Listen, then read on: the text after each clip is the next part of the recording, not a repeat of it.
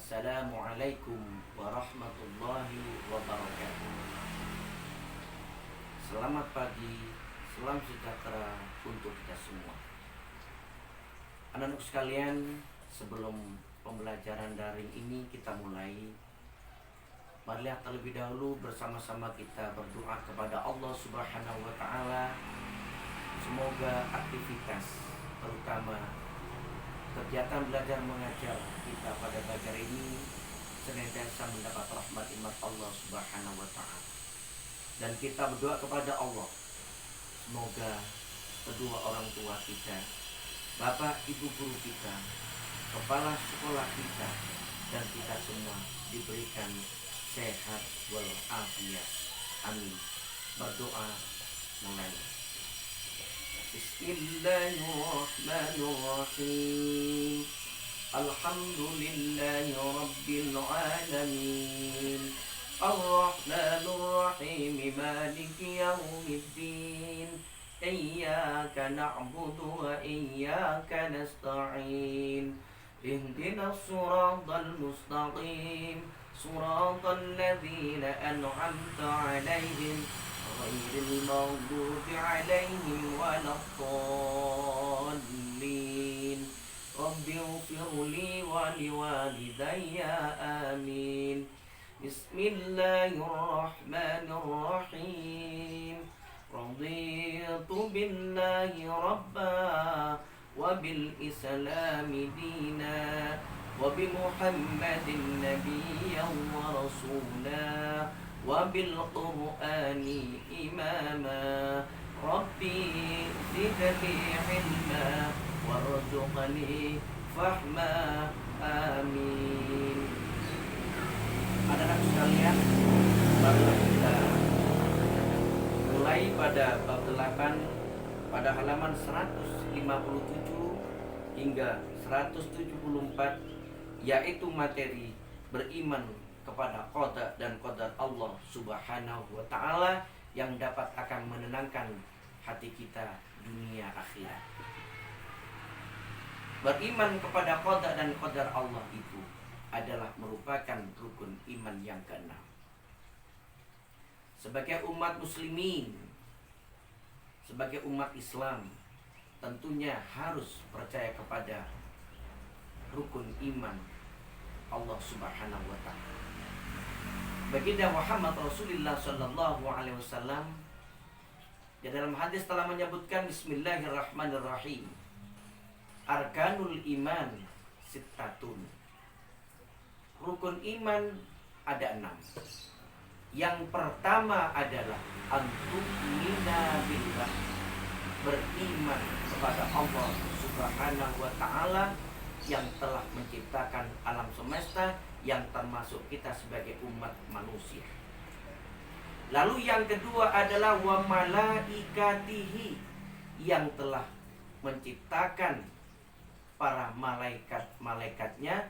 Di antara adalah malaikat Jibril, Israfil, Israel, Munkar, Nakir, Rokib, Atid, Malik, dan Ridwan.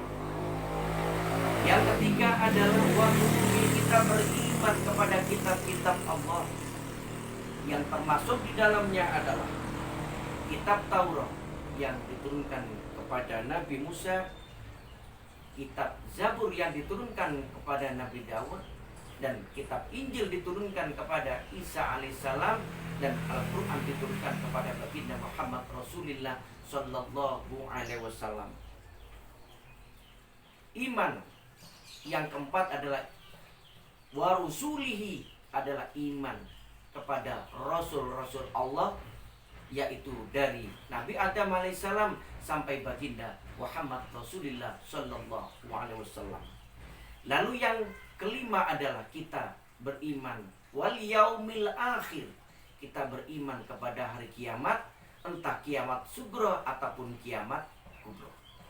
Dan yang keenam, pembahasan kita adalah wabil qadari khairi, iman kepada qada dan qadar Allah Subhanahu wa Ta'ala, yang merupakan rukun iman yang keenam.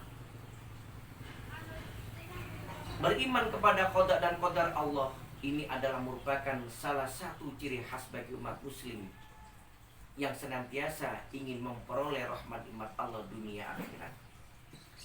Anak-anak sekalian yang dirahmati Allah, jikalau kita berbicara tentang qada dan qadar Allah, maka tentunya kita harus tahu memilah dan memilih apa pengertian qada dan apa pengertian qadar.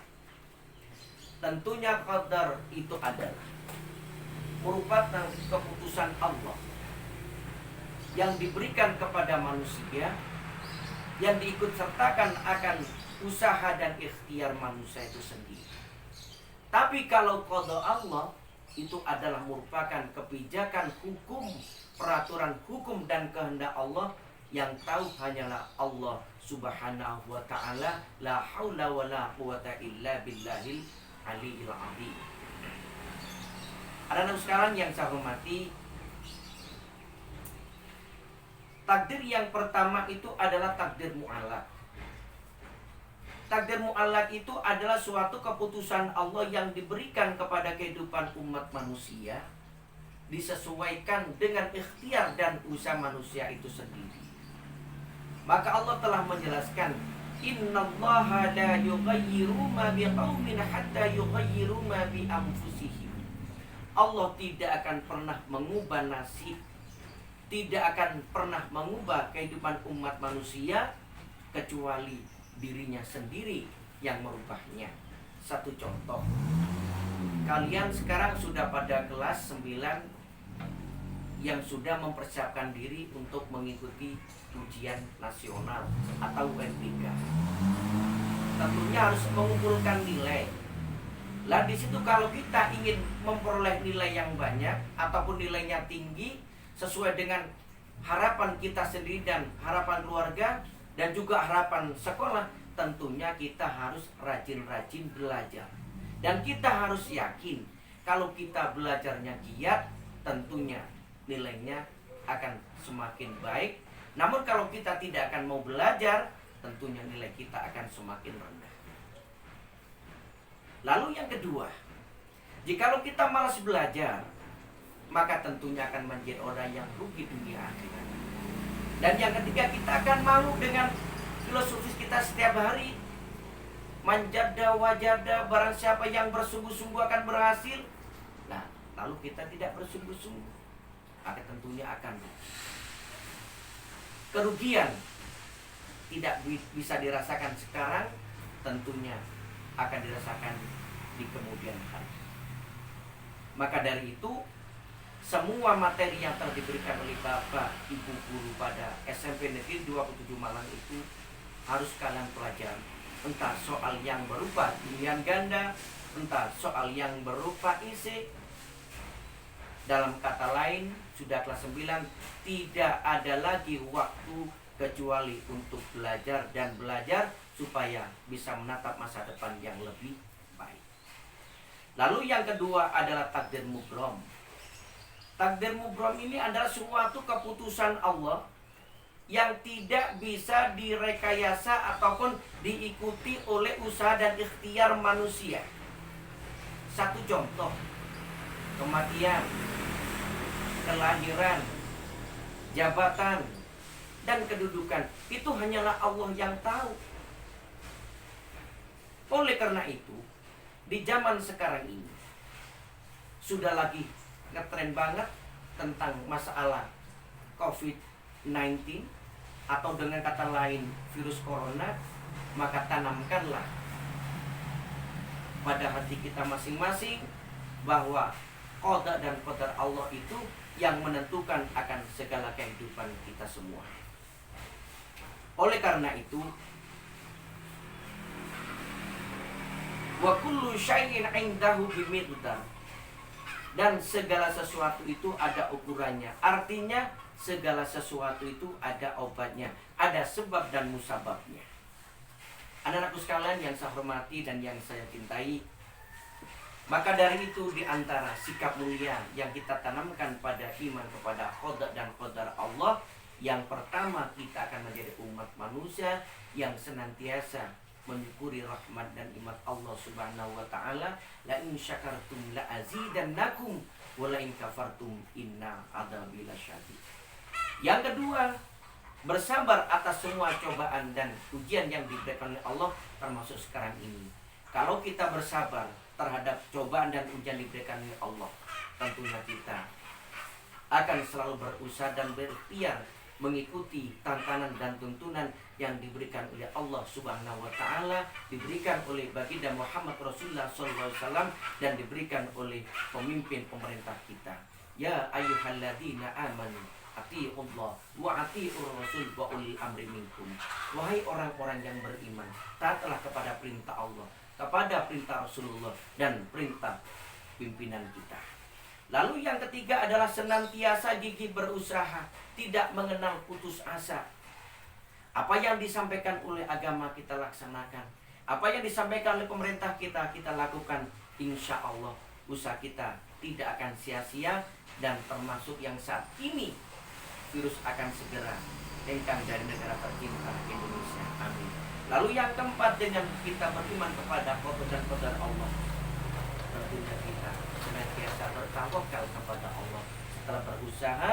Dan yang terakhir adalah tentunya kita dengan suasana yang seperti sekarang ini, maka kita akan lebih dekat kepada Allah Subhanahu wa ta'ala. Oleh karena itu, dengan qada dan qadar Allah, segala sesuatu yang terjadi pada diri kita, pada keluarga kita, masyarakat kita, negara kita, kita sikapi dengan kesabaran, kita sikapi dengan gigih dalam berusaha, dan kita sikapi berdoa kepada Allah Subhanahu wa ta'ala. Semoga Allah Subhanahu wa ta'ala senantiasa memberikan kenikmatan kepada negara kita tercinta Indonesia yang terus ibadah Rabbul Ghafur. Itulah yang dapat kami sampaikan pada daring pagi ini. Ada kekurangan merupakan kekurangan dari kita sendiri, ada lebihnya tentuan merupakan ilmu dari Allah Subhanahu wa ta'ala. Usikum nasibat Allah. Assalamualaikum warahmatullahi wabarakatuh.